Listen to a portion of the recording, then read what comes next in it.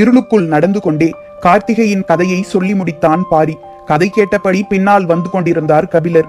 திசைவேழரின் காலக்கணிதம், பேரரசுகளின் வானியல் அறிவு ஆகியன பற்றி கபிலருக்கு இருந்த எண்ணங்கள் பாரி சொன்ன ஒற்றை கதையால் தள்ளாடத் தொடங்கின. 4 ஆண்டுக்கு ஒரு முறை வரும் ஒளிவாளினை இவ்வளவு துல்லியமாக கணித்து வைத்திருக்கும் போதே மலைமக்களின் வானியல் அறிவை புரிந்து கொள்ள கூடுதலாக முயன்றிருக்க வேண்டும் என தோன்றியது.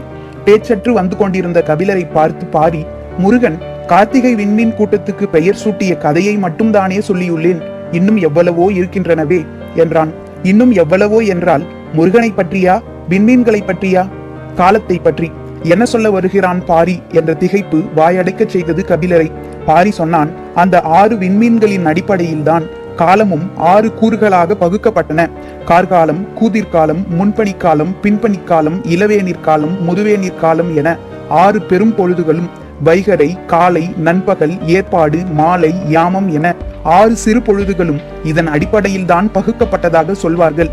இருள் சூழ்ந்துள்ள ஒற்றையடி பாதையில் பின்னால் வருகிறவர் சிறு ஓசை கூட எழுப்பாமல் வரக்கூடாது என்பது கபிலருக்கு தெரியும். ஆனால் தெரிந்தவையெல்லாம் தெரியாதவற்றின் பின்புலத்தில் போய் மறைகின்றன. பின்னணி கதைகள் காலத்தையே புரட்டுகின்றன. கபிலர் என்ன செய்வார்? மனம் புரண்டு எழுந்து உண்மையை பற்ற நினைத்த போது குறுக்கிட்ட கதை அது உண்மையா என்ற கேள்வியை எழுப்பியது. திகைத்து நின்றவரிடம் புதிதாய் வினா ஒன்று மேல் எழுந்தது. வேளிர் குல தலைவன் உருவாக்கியதால் தான் பொழுதை அறிய வேலை என்ற சொல்லை பயன்படுத்துகிறோமா? காலை வேலை, மாலை வேலை என அழைப்பதன் காரணம் அதுதானா? கபிலரின் வினாவுக்கு பாரியிடம் விடையில்லை. சற்று நேர இடைவெளியில் மீண்டும் கபிலர் கேட்டார். கால சுழற்சியை 60 ஆண்டுகளாக வகுத்ததற்கும் ஒரு நாளை 60 நாழிகைகளாக பிரித்ததற்கும் இந்த 6 தான் அடிப்படையா? பாரியிடம் இருந்து மறுமொழி எதுவும் வரவில்லை. ஆனால் கபிலரின் உள்ளத்துக்குள் உருக்கொண்ட வினாக்கள் நின்றபாடில்லை. சற்றே நில் என்றார் கபிலர். முன் நடந்து கொண்டிருந்த பாரி நின்றான். அன்று அங்கவை கேட்ட வினாவை உன்னிடம் சொன்னேனே, நினைவிருக்கிறதா? எதுவென்று பாரி யோசித்துக் கொண்டிருந்தான். அந்த பொழுது கூட கபிலரால் காத்திருக்க முடியவில்லை. உயிரெழுத்துக்கள் ஏன் 12 என்று கேட்டாலே என்றார். ஆம் என்றான் பாரி. உயிர் எழுத்துகள் 12, மெய்யெழுத்துகள் 18 எல்லாம் 6 மடங்குகளாகவே இருப்பது அதனால் தானா? 6 என்ற அச்சின் மீதுதான் எம்மொழி நிலை கொண்டுள்ளதா? 6 என்பது எண்ணாகவும், நதியாகவும், மொழியாகவும், காலமாகவும் விரிவு கொண்டதா என கேள்விகளை அடுக்கிக் கொண்டே போனார் கபிலர். அமைதியாய் நின்ற பாரி சொன்னான், இந்த வினாக்களுக்கு விடை கூற வேண்டியவர் நீங்கள் தானே, என்னிடம் கேட்கிறீர்கள்? விடையை யாரும் சொல்லிவிடலாம். வினாக்கள் உருத்திரள்வதுதான் முக்கியம்.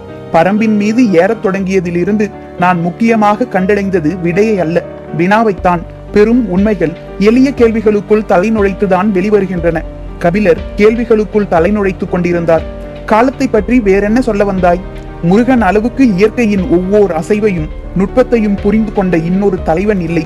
முருகனோடு 2 பறவைகளை பற்றிய கதைகளை இணைத்தே மக்கள் சொல்வர், கேட்டிருக்கிறீர்களா? நான் கேள்விப்பட்ட கதைகள் எல்லாம் இங்கு தலைகீழாக மாறிவிடுகிறதே. நீ எந்த பறவைகளை சொல்கிறாய்?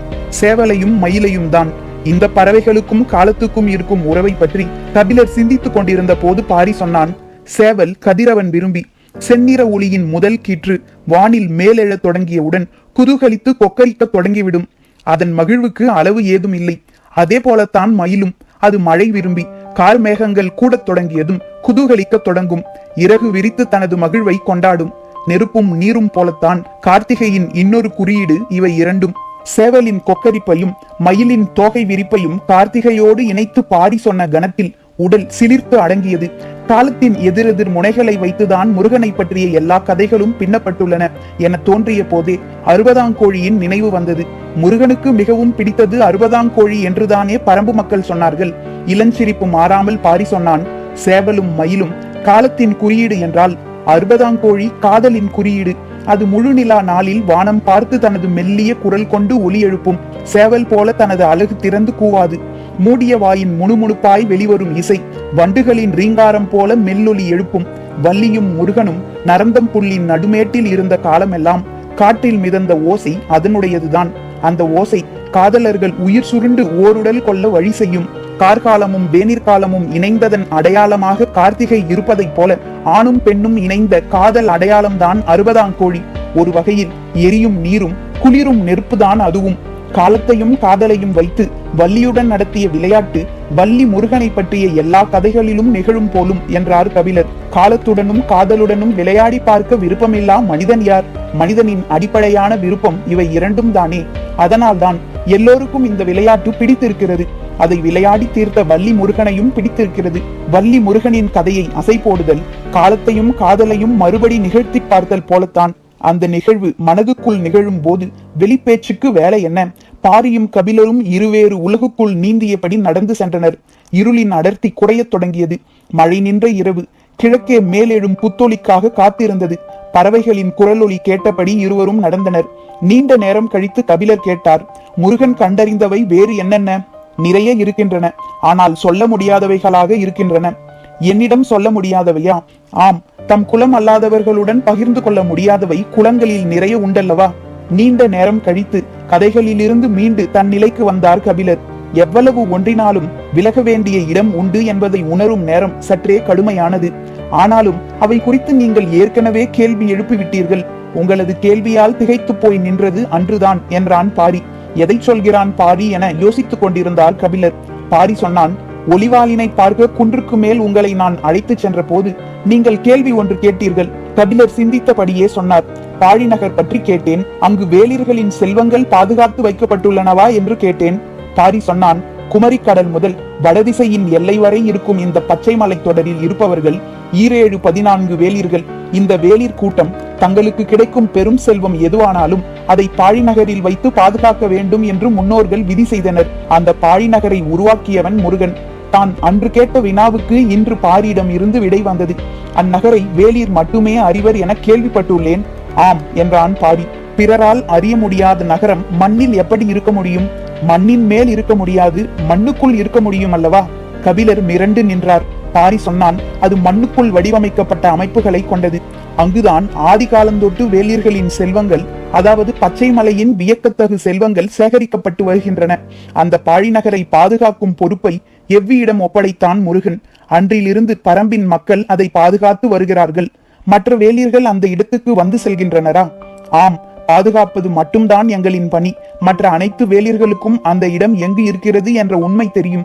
எவ்வியூரிலிருந்து மலைப்பாதையின் வழியே போனால் பாழி நகர் போய்விடலாம் என்று நீ சொன்னாயே. கபிலர் முடிப்பதற்குள் பாரி சொன்னான், அது வெளி தோற்றத்துக்காக நாங்கள் அமைத்துள்ள சிறு பாழிக்கான பாதை. பெரும் பாழி இருக்கும் இடம் வேறொன்று. முடிச்சோடு நின்றது பாரியின் மறுமொழி. இதை நேரடியாக கேட்க முடியாது, ஆனால் கேட்காமல் இருக்கவும் முடியாது.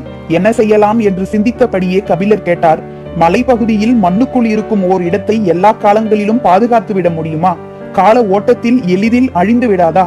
எவ்வளவு நிதானத்துடனும் கூர்மையுடனும் கபிலர் பாழி நகரை நெருங்குகிறார் என்பதை பாரி கவனித்தபடியே சொன்னான். அந்த நகரை இப்போது மட்டுமல்ல, இன்னும் எத்தனை ஆயிரம் ஆண்டுகள் ஆனாலும் மண்ணுள் எவ்வளவு ஆழம் புதைந்தாலும் வேளிர் குலத்தவரால் கண்டுபிடித்து விட முடியும். எப்படி கேட்பது?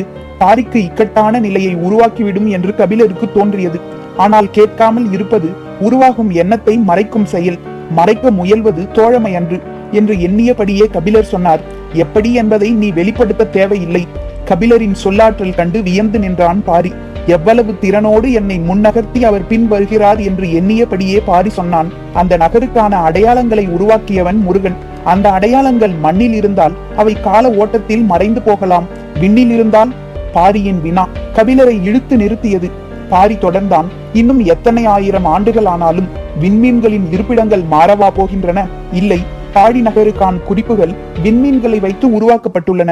இன்னும் எவ்வளவு காலம் கழிந்த பின்னும் மாதங்களின் நாள் வரிசையும் விண்மீன்களின் இடவரிசையையும் தெரிந்தவன் அந்த நகரை எளிதில் கண்டறிந்து விடுவான். திகைப்பின் அடுத்த கட்டம் அரங்கேறிக் கொண்டிருந்தது. மலைமக்கள் அறிவின் சிறந்த தொடக்கத்தை உருவாக்கியவர்கள். சமவெளியில் உருவான அரசுகள் அதை அடுத்த கட்டத்துக்கு வளர்த்தெடுத்துள்ளன என்றுதான் இதுநாள் வரை கபிலர் நினைத்திருந்தார். ஆனால் வளர்ச்சி என்ற பெயரில் தொலைந்து போனவையே அபார ஆற்றல் கொண்டவையாக இருக்கின்றன. விண்மீன்களை வைத்து திசை அடையாளங்களையும் நேர அடையாளங்களையும் தான் கணியர்கள் உருவாக்கியுள்ளனர். ஆனால் இங்கோ விண்மீன்களை வைத்து நிலம் அடையாளப்படுத்தப்படுகிறது. அறிவு வளர்ச்சியின் ஆதி விதைகள் இங்கு பாதுகாத்து வைக்கப்பட்டுள்ளன. கபிலரின் எண்ண ஓட்டங்களை இடைமறித்து பாரி சொன்னான், முதுவேனிற் காலத்தில் கார்த்திகை விண்மீன் கூட்டத்தோடு கதிரவன் இருப்பதை விண்மீன்களின் சுழல் வட்ட கணக்கின் அடிப்படையில் முருகன் கண்டறிந்தான் என சொன்னேன் அல்லவா? ஆம் என தலையசைத்தார் கபிலர். அவ்வாறின்றி வேறொரு முறையில்தான் அதை முருகன் கண்டறிந்தான் என சொல்பவர்களும் உண்டு. அது என்ன முறை? பாரி சற்றே அமைதி கொண்டு நடந்தான். சொல்லலாமா என்ற வினாவை எழுப்பி மனதை விடை சொல்ல ஆயத்தம் செய்கிறான் என்பது கபிலருக்கு புரிந்தது. பாரி சொன்னான், இம்மலைத்தொடரில் உள்ள 10 பேர் அதிசயங்களில் ஒன்று கருநெல்லி. கபிலர் பாரி உச்சரிக்கும் வார்த்தையை மிக கவனமாக கேட்டார். பாரி சொன்னான், அதிசய கனியான கருநெல்லியை உண்டால் பகலிலும் விண்மீன் கூட்டத்தை பார்க்கலாம் என்ற நம்பிக்கை எங்களுக்கு உண்டு. முருகனுக்கு நெல்லிக்கனி மிகவும் பிடித்தது. அவன் கருநெல்லி உண்டுதான் பகலில் விண்மீன் நகர்வை பார்த்தறிந்தான் என்று குலநாகினிகள் கதை சொல்லி நான் கேட்டிருக்கிறேன். கபிலர் திகைப்பிலிருந்து மீள வழியில்லாமல் இருந்தார். எண்ணங்கள் கட்டுக்கடங்காமல் ஓடின. மேலேறிய கதிரவனின் ஒளி காடெங்கும் நிலை கொண்டிருந்த இருளை மஞ்சள் நிற ஆடை கொண்டு போர்த்தி பிடித்துக் கொண்டிருந்தது. முன்னால் சென்று கொண்டிருந்த பாரி பாறை இடுக்கின் வழியே உள் நுழைந்து மறைந்தான். அதற்குள் உள்ளே மறைந்து விட்டானே, அவ்வளவு அடர்ந்த இடுக்கு பாதையா இது என்று நினைத்தபடியே கவனமாக கால் தூக்கி வைத்து உள் நுழைந்தார். இருள் சூழ்ந்த பாதை நீண்டிருந்தது. சற்று தொலைவு நடந்தான்.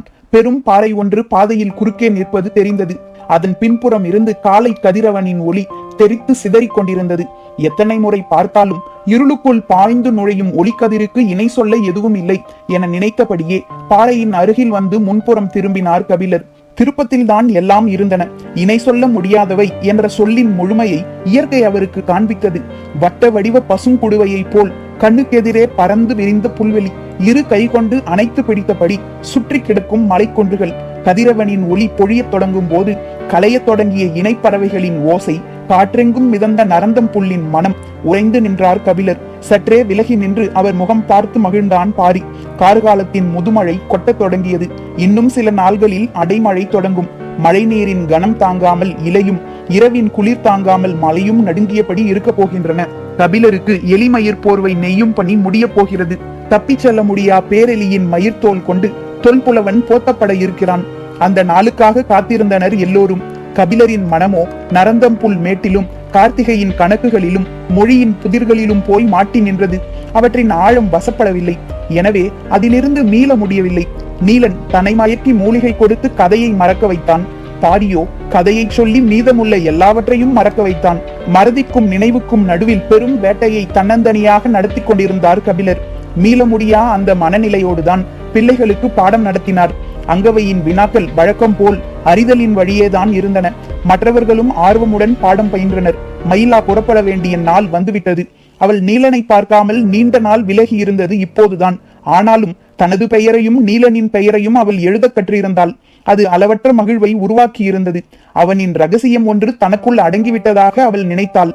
தனது விரல்களின் வழியே நீளும் கோடுகளுக்குள் அடங்கிய அவனை நினைத்து மகிழ்ந்தாள். வேட்டூர் பழையனோடு சேர்ந்து அவள் புறப்படுவதாகத்தான் முடிவு செய்திருந்தனர். ஆனால் தேக்கன் இன்னும் சில நாள்கள் பழையனை இருக்கச் சொல்லிவிட்டார். அதனால் வீரர்கள் சிலருடன் மயிலா மட்டும் எவ்வியூர் விட்டு புறப்பட்டாள். அவளின் முகத்தில் இருந்த மகிழ்ச்சியின் வழியே கபிலர் நீலனை பார்த்து கொண்டிருந்தார். குன்றுகளுக்கு இடையில் ஆடும் ஊஞ்சல் அவரின் பார்வைக்கு தெரிந்தது. 5 ஆண்டுகளுக்கு ஒரு முறை பூக்கும் சாமப்பூ அரும்பு விட தொடங்கி இருந்தது. தேக்கன் புதிய மாணவர்களை அழைத்து கொண்டு காலறிய புறப்பட வேண்டிய காலம் வந்துவிட்டது. அதனால்தான் சில செய்திகளை பேசுவதற்கு வேட்டூர் பழையனை இருக்கச் சொல்லியிருந்தார் தேக்கன். தென்திசை தளபதி கூழையன் அனுப்பும் தகவல்கள் பரம்புக்கான ஆபத்து நெருங்குவதை சொல்லிக்கொண்டே இருந்தன. கோளூர் சாத்தனின் கைகளை முடியன் வெட்டியதால் சேரக்குடிகள் ஒன்று சேர நாம் வழிவகுத்து விட்டோம். பாண்டியனையும் சோழனையும் போல தொலைவில் இருப்பவர்கள் அல்ல சேரர்கள். மலைத்தொடரின் அடுத்த குன்றில் அவர்களது காலடி கிடக்கிறது. சேரர்குடி இருவரும் இணைந்து பரம்பு நோக்கி படைகள் வருவதற்கு ஒரு சில குன்றுகளில் பாதை அமைத்து வருகின்றனர். நாம் மிகுந்த கவனத்தோடு இருக்க வேண்டிய நேரம். இந்த செய்திகள் வந்த பிறகுதான் பேரெலி வேட்டைக்கு பாரி ஏன் தொடர்ந்து வந்தான் என்பது தெரிய வந்தது. பேரெலி அதிகம் இருக்கும் இடங்களை விட்டுவிட்டு மலைகளின் பல திசை வழியாக ஏன் பயணப்பட வைத்தான் என்றும் இப்போதுதான் புரிந்தது. சேரர்கள் எந்தெந்த குன்றுகளின் வழியே நுழைந்து பாதை உருவாக்க முயல்கின்றனர் என்று பாரி சொன்னதாக தேக்கன் சொன்ன போது உதிரன் உறைந்து போனான். கழுகின் மூக்கை போன்றது பாரியின் கவனிப்பு. கழுகு வானுச்சியில் பறந்தாலும் நிலத்தில் கிடக்கும் பறவையின் வாடையை எளிதில் நுகர்ந்துவிடும். அதுபோலத்தான் பாரியும். எவ்வியூரில் இருந்தாலும் பரம்பு மலையின் என் திசையிலும் நிகழும் மாற்றங்களை துல்லியமாக கவனித்து வந்தான். கூழையன் அனுப்பிய செய்தியும் பாரியின் அவதானிப்பும் ஒன்று போல இருந்தன. சேரன் ஏறி வர எல்லா வகைகளிலும் ஆயத்தமாகிக் கொண்டிருக்கிறான் என்பது தெளிவாக தெரிந்தது. இச்சூழலில் எவ்வியூரின் ஆசான் தேக்கன் பயிற்சிக்காக பிள்ளைகளை அழைத்துக் கொண்டு காடறிய செல்ல வேண்டுமா? புதிய ஆசானை அனுப்பினால் என்ன என்று சிலர் கேட்டார்கள். அதை முடிவு செய்ய வேண்டியது தேக்கன் தான் என்றான் பாரி. தேக்கனோ அம்முடிவை சாமப்பூவின் அரும்பு துளிர்க்கும் முன் எடுத்திருக்க வேண்டும். எனக்கான வாசனையை அது வழங்கிவிட்டது. நான் அதன் அனுமதியை நுகர்ந்து விட்டேன். பிள்ளைகளை அழைத்துக் கொண்டு காடறியும் எனது பயணத்தை இனி நிறுத்த முடியாது என்றார். பழையனிடம் பகிர்ந்து கொள்ள நிறைய இருந்தன. பரம்பு நாட்டின் மிக மூத்த வீரன் என்றால் அது வேட்டூர் பழையன்தான். பரம்பில் உள்ள ஊர்களின் நிலையும் தன்மையும் வீரர்களின் திறனையும் முழுமையும் அறிந்துள்ளவன் பழையன்தான். எனவே அவனை இருக்கச் சொல்லி நாள் கணக்கில் பேசினான் தேக்கன். பழையனின் மனநிலை முற்றிலும் வேறானது. திட்டமிடல், முன் தயாரிப்பு இவற்றை கொண்டு நிகழ்த்தப்படும் போர்கள் அரச முறையை சார்ந்தவை. நாம் ஏன் அதுபோல் சிந்திக்க வேண்டும்? நமது போர் முறை முற்றிலும் வேறானது. அது போர் தொடங்குவதற்கு ஏற்ப வடிவம் கொள்ளக்கூடியது. போர் என்பது நிகழும் இடம், தன்மை, சூழல் இவற்றை கொண்டு நடத்தப்படுவதுதானே தவிர வீரர்களை கொண்டு மட்டும் நடத்தப்படுவதல்ல. எனவே அந்த கணத்தில் எடுக்க வேண்டிய முடிவை முன்கூட்டி எடுப்பது அறியாமையாகும் என்றார் பழையன். பேரரசுகளால் சூழப்பட்டுள்ளோம். நமது பாரம்பரிய முறைப்படி நாம் போரிடுவோம். ஆனால் அவர்களின் போர் உத்திகளை கணித்து அதற்கு ஏற்ப ஆயத்தமாக வேண்டிய தேவை இருக்கிறது என்று வாதிட்டார் தேக்கன். முன் தயாரிப்பின் வழியே போரை அணுகும் முறைக்கு பழையனால் பொருந்த முடியவில்லை. இப்பணியை கூழையனிடம் ஒப்படைத்துவிடு. போர் தொடங்கிய பிறகு எனது பணியை முடிவு செய்து கொள்ளலாம் என்றான் பழையன். நீ சொல்வதற்கும் நான் சொல்வதற்கும் இடையில் அதிக நாள் இல்லை என்றான் தேக்கன். இரண்டுக்கும் இடையில் ஒரு நாள் இருந்தாலும் நான் ஏன் முன்கூட்டியே ஆயுதங்களை தூக்கிக் கொண்டு ஆற்றலை வீணாக்க வேண்டும்? பழையனோடு பேச்சில் மட்டுமன்று எதிலும் வெல்ல முடியாது என தேக்கனுக்கு தெரியும். உண்மையில் தேக்கன் நடத்தும் போராட்டம் இந்த விடாப்பிடியான மனநிலையோடுதான். நன்கு திட்டமிட்ட போர் முறையை எதுவும் இல்லை என்று ஒதுக்கிவிட முடியாது. இயற்கையின் பல அமைப்புகள் திட்டமிட்ட ஒருங்கிணைப்பை கொண்டு தாக்குதல் தொடுக்கின்றன. இந்த எடுத்துக்காட்டை நாம் சொன்னால் இதற்கு மாற்றான 1000 எடுத்துக்காட்டுகளை பழையன் சொல்வான். எனவே மறுமொழியின்றி அமைதியானான் தேக்கன். ஆனால் சூழலில் இந்த அமைதி இல்லை. பரம்பின் குரல் ஒலிக்கும்.